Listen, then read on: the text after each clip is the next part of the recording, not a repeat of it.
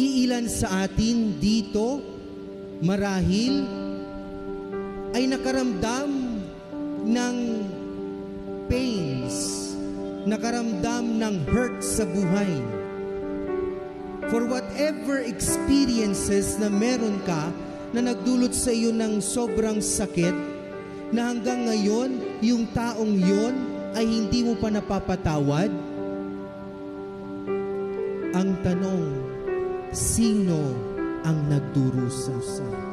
Yung taong hindi mo pinapatawad o ikaw na hindi nakakapagpatawad? Kapag tayo mga kapatid ay natutong magpatawad na nagmumula sa ating puso, magiging masaya tayo. Ang pagpapatawad ay nagpapalaya sa ating